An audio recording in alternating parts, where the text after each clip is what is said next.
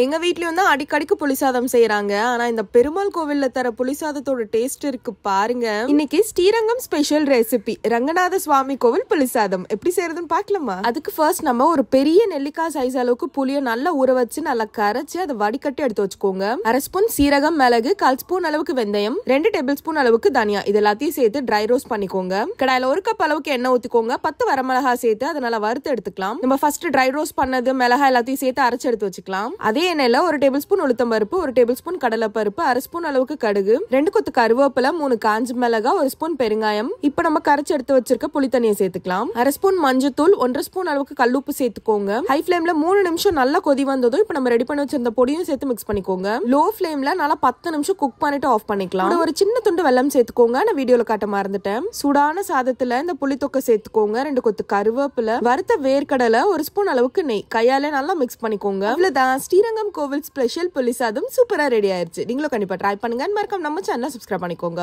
பாய்.